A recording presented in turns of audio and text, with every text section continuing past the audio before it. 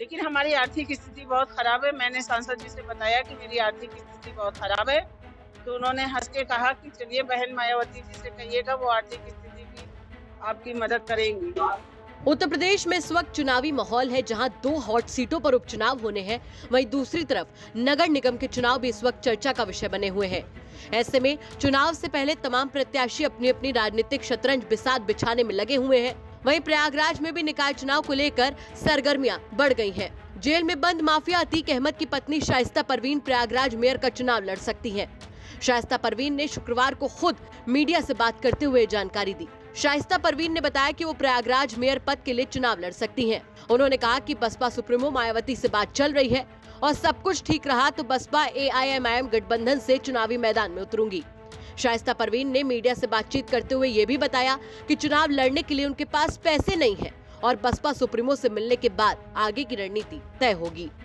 हम बहन मायावती जी से मिलने के बाद अगर MIM और बहन मायावती जी से अलायंस हो जाता है तो मेयर का चुनाव लड़ूंगी।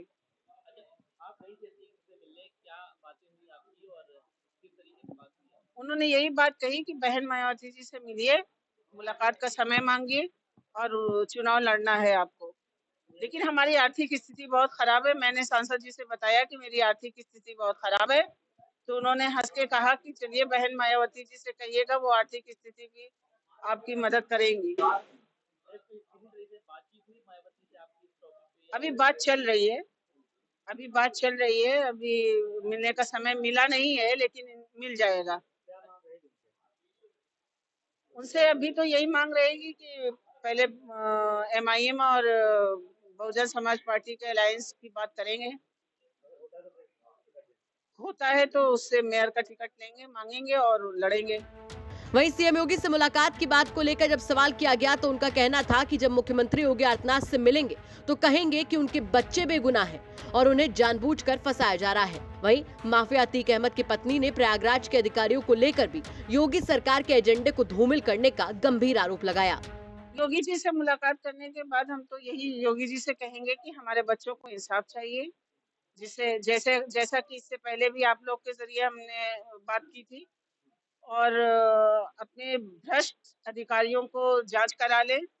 वो हमारे रिश्तेदारों से मिल के प्लॉटिंग कराते हैं, पैसा लेते हैं और नाम दूसरे का लगाते हैं, तो इसकी जांच करा लें और हमारे बच्चों को इंसाफ चाहिए।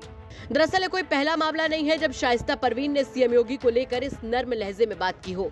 शाइस्ता के अलावा उनके पति अतीक अहमद ने भी सीएम योगी की तारीफ करके सभी को चौंका दिया था। 20 अक्टूबर को लखनऊ पेशी पर आए अतीक अहमद ने सीएम योगी को बहादुर और ईमानदार बताया था। उसके कुछ दिनों बाद अतीक की पत्नी शाइस्ता परवीन ने भी सीएम योगी की तारीफ की थी। साथ ही अब जब शाइस्ता ने नगर निगम का चुनाव लड़ने में अपनी दिलचस्पी दिखाई है तो इसके बाद सियासी माहौल और भी ज्यादा गर्म हो गया है। देखने वाली बात ये होगी कि BSP शाइस्ता के इस प्रस्ताव पर क्या रुख अपनाती है। फिलहाल कयासों का बाजार गर्म है और सच तो भविष्य में ही छुपा हुआ है, जो कुछ समय बाद पता चल जाएगा। प्रयागराज से पंकज श्रीवास्तव की रिपोर्ट, यूपी तक।